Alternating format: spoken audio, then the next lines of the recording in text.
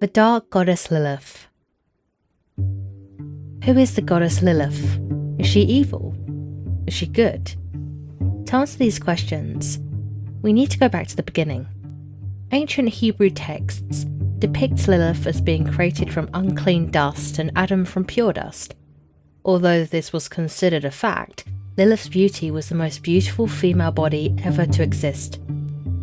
When the couple decided to copulate, Lilith refused to lay beneath Adam. She insisted that because she was from the same dust, she was his equal, and should not lie in a lesser position than Adam. Being the man and the leader, Adam was not happy with Lilith. She should respect his instruction and do as told. In frustration, Adam made the grave mistake of forcing Lilith to obey him through force. Lilith becomes enraged and utters the unspeakable name of Jehovah and flies away into the sky, where she settles and begins a new life around the Red Sea. God, seeing Adam distressed, tries again to create a mate for him. This time, God names her Namah. Yet even Namah was not the right match for Adam, and she was made right in front of Adam with not dust, but blood, skin and human parts. Although she was beautiful, Adam could not be with her because of his disgust watching God create her. God then tried a third time. This time he did not let Adam watch, and while he was sleeping, he took a rib from him and used it with other things to create Eve. Eve was finally the right match for Adam. In the beginning, they lived together, and after being evicted from paradise, they continued to procreate on Earth. Where does this all lead to Lilith? The ancient text describes Lilith as the first demon, a child killer, a temptress of men, representing the devil or even the serpent who enticed Eve. She lived her life among those who lived around the Red Sea. These beings who resided in the area were considered demons, lower energies, with whom Lilith bore many children.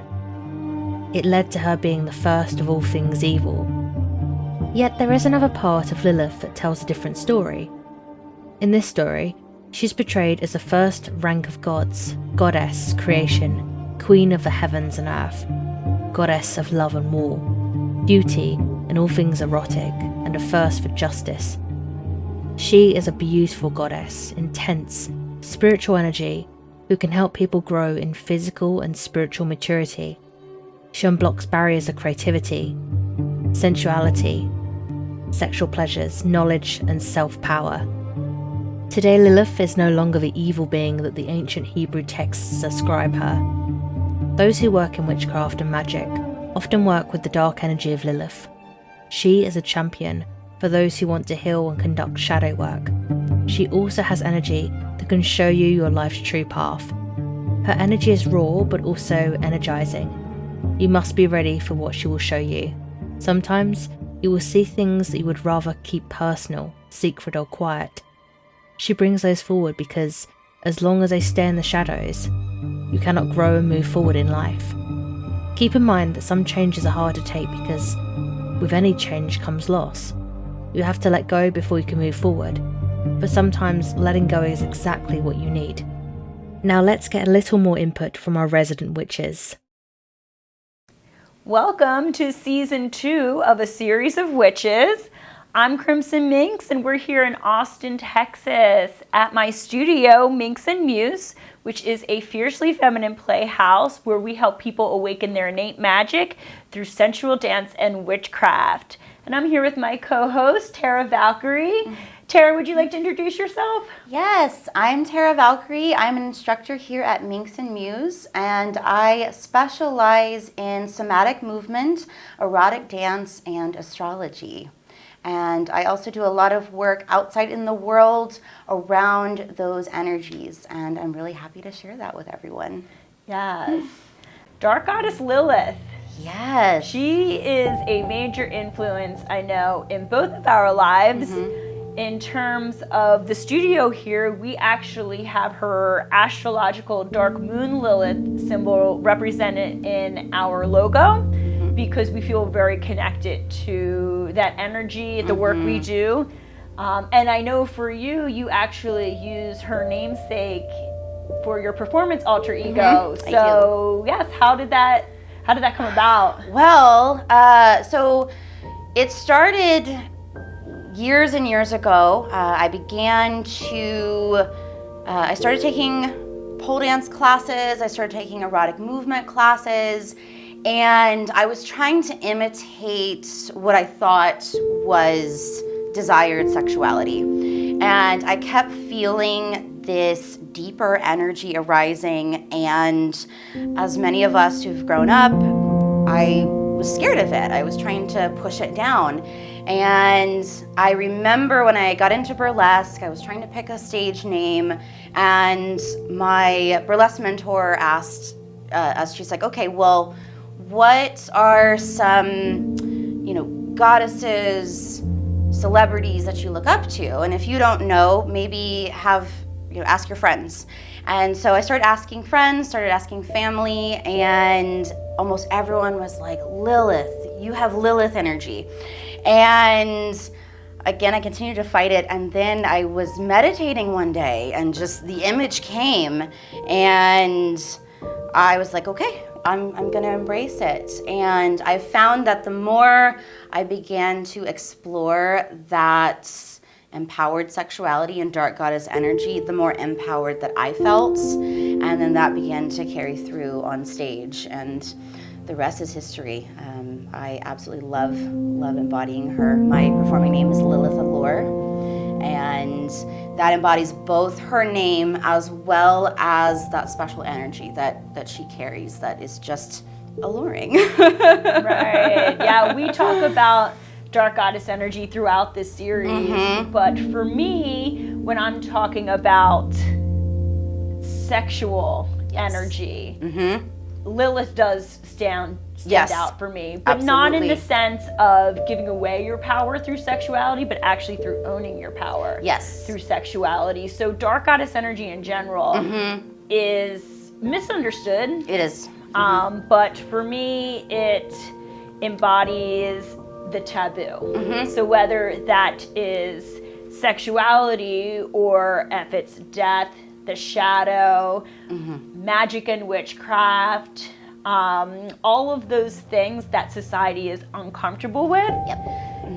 is embodied by the dark goddess. And so sexuality is a major one. And I know in your performance style, it's burlesque, it's body, but it's a very sensual and empowered form of sexuality, which I think Lilith. Yes, it's empowered and it's authentic. My expression of my sexuality is not going to look like yours. It's not going to look like someone else's, and that's the beauty in it.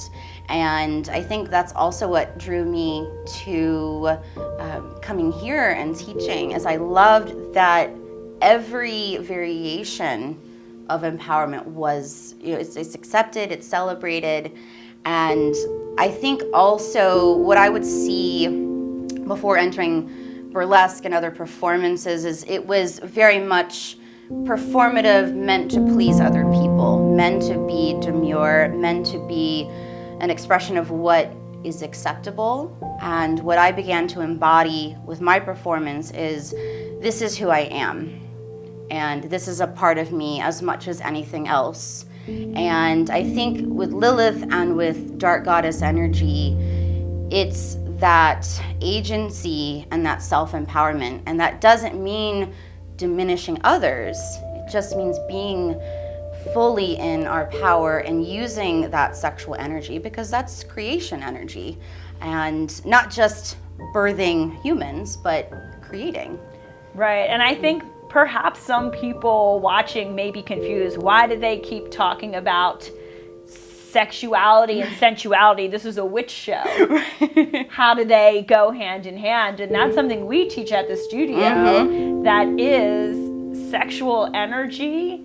Being able to own that part of yourself is imperative to live fully in your power as a witch. Absolutely.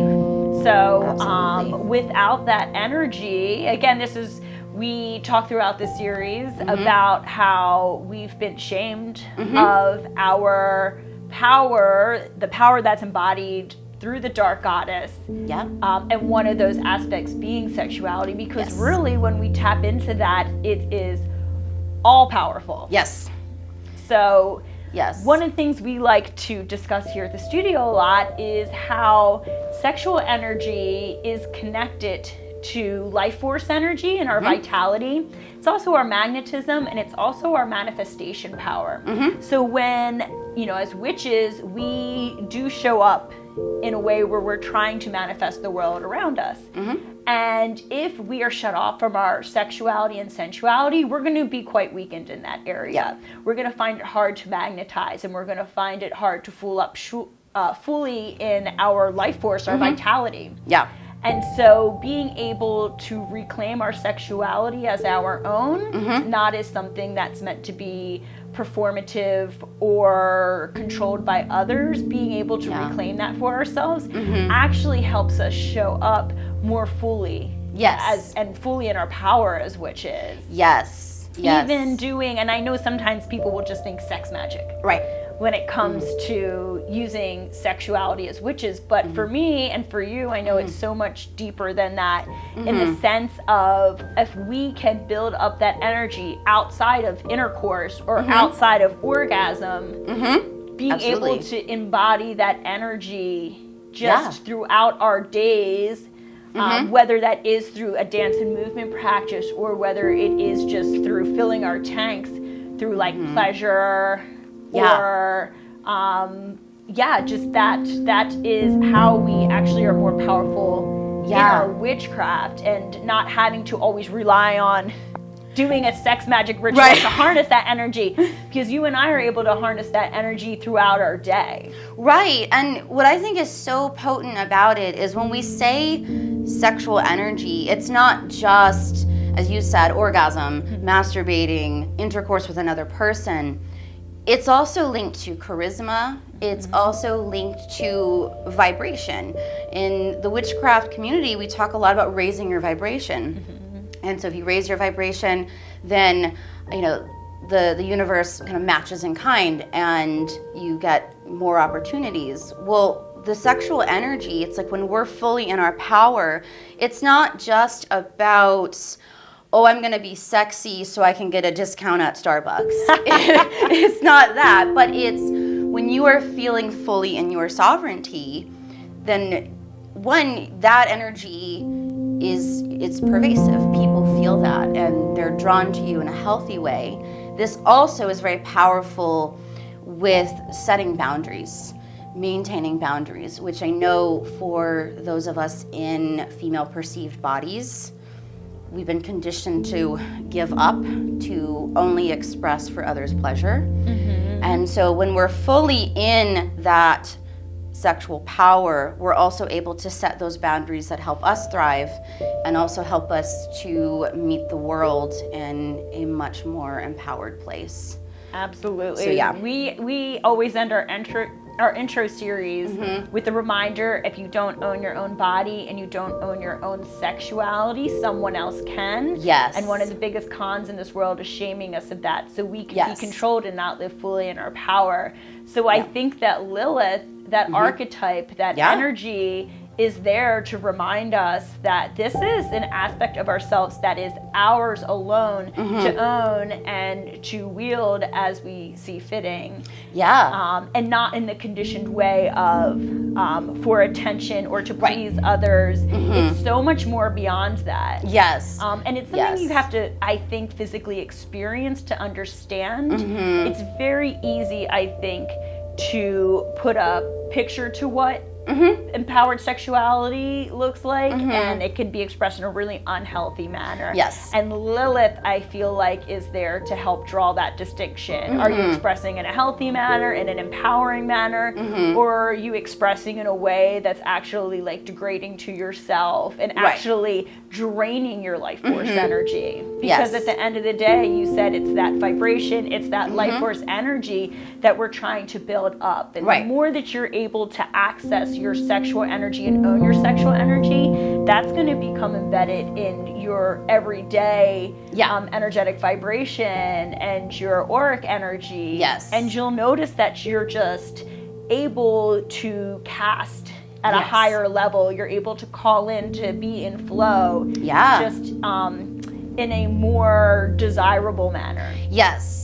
And it's this fascinating trickle-down effect, because when we're in that power, our intuition is heightened. So we're also more aware of our environment, of ourselves. We're more connected with our intuitive body. We're able to, one of the big things about Lilith, the history, there's different accounts, but one of the most powerful things is that Lilith was not trying to harm Adam. She wanted to be in union with him. And where the issue arose was he was saying, no, I need you to diminish your power. I need you to turn that down. I need you to not be fully you. I need you to be beneath me. Beneath me, yes. And Lilith was like, well, no, I want you to be your authentic self, and I want me to be able to be my authentic self. And I think that can sometimes be the challenge when we're first moving through and working with Lilith and that energy, is it's not about diminishing others or harming others. It is completely about being in your authenticity and recognizing that that's going to make some people uncomfortable. Challenging other people. Yes. Lilith definitely challenges other people. Yes, she does. Yes, in how they are going to respond to you owning your Lilith power. Yes.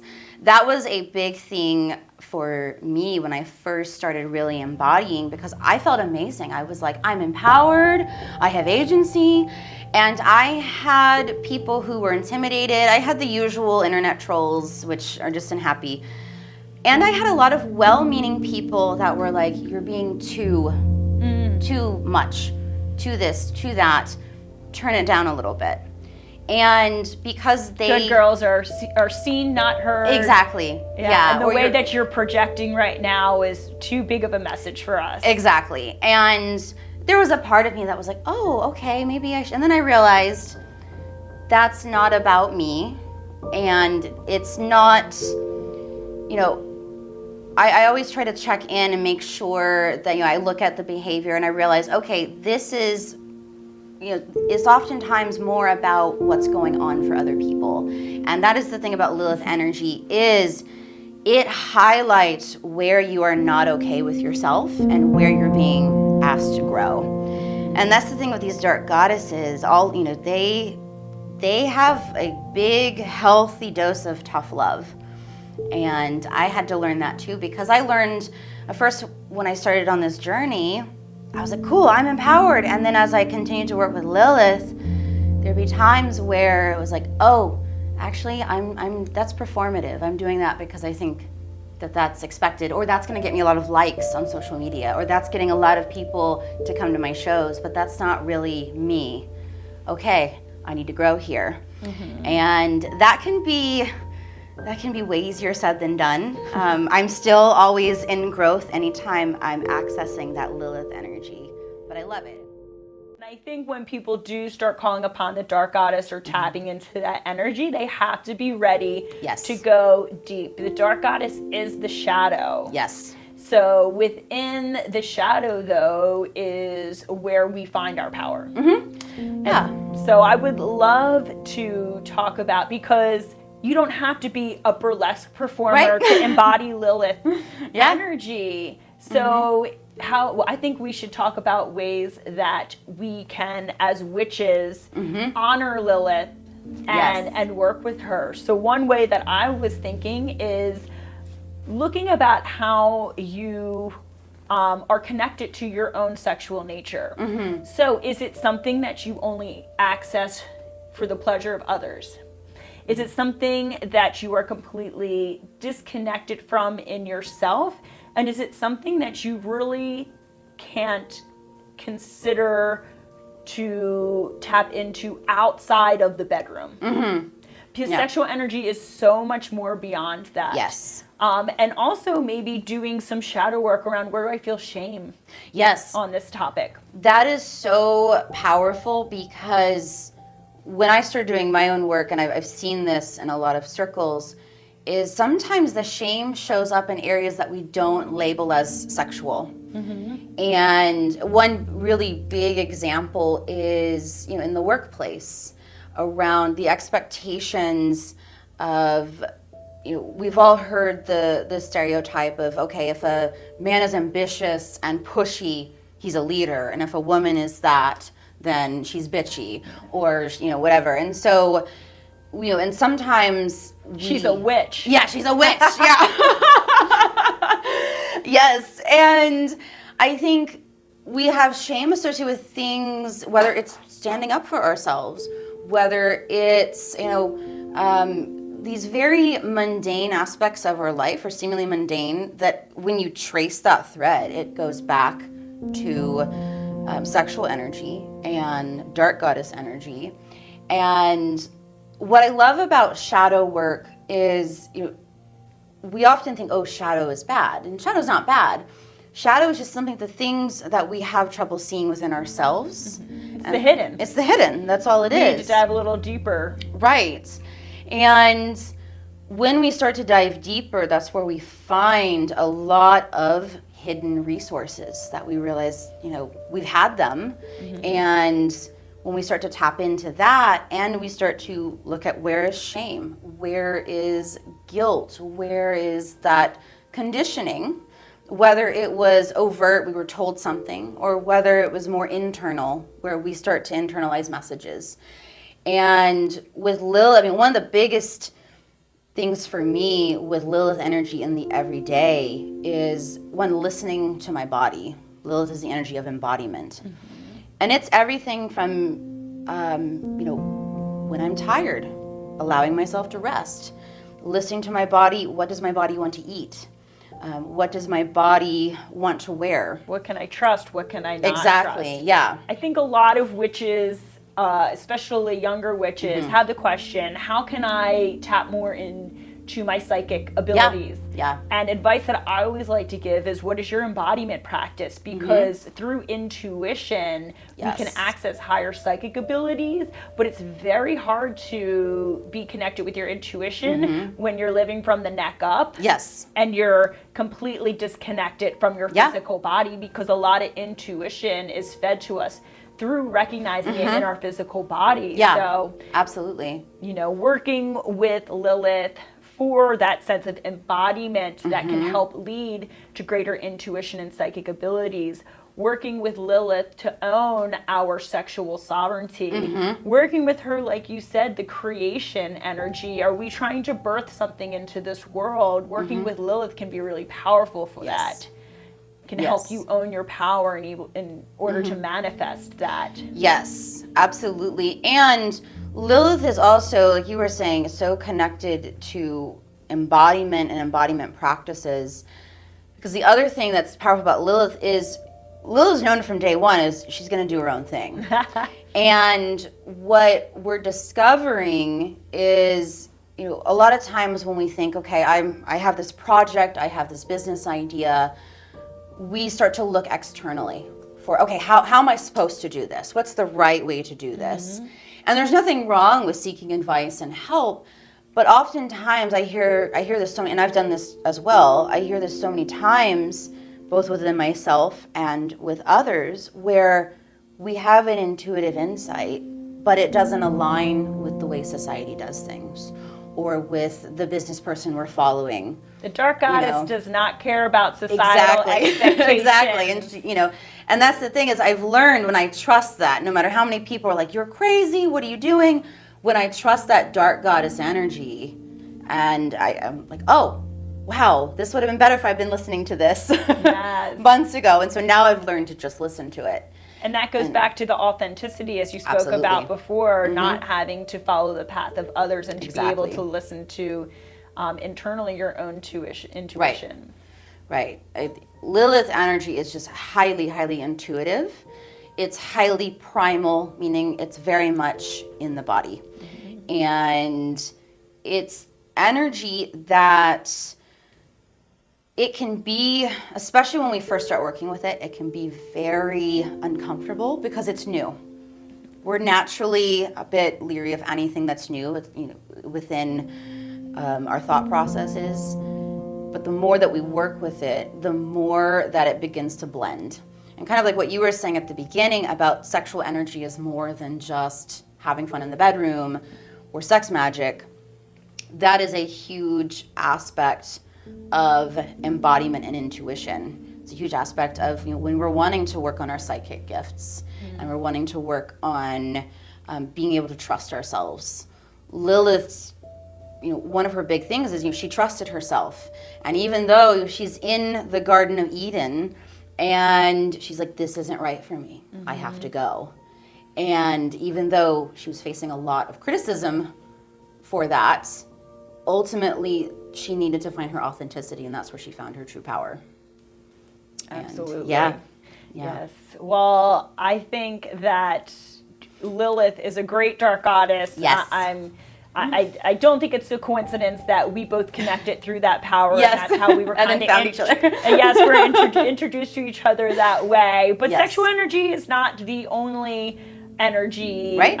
Possessed by the dark goddess. So I'm excited to speak with you about the other dark goddesses, to speak yes. about some other prevalent energies that we can tap into when working with the dark goddess. And now, my friends, to finish our episode 1, I would like to leave you with a little delicious Lilith delight. Gather around, witches, warlocks, sorceresses and sorceresses, Catholics and Christians, and all others who wish to partake. Gather, my friends, and sit a spell, as I weave a tale, one of fright and pain and loss. I shall name this simply the letter. If you would, my dear, please commence. This is my warning. On the morning of February 16th, I woke to my alarm prompting me to wake for work. The morning air was crisped as I passed blocks of homes, riding safely in my Honda. I made my way towards the Jameson engineering firm, where I am the lead programmer.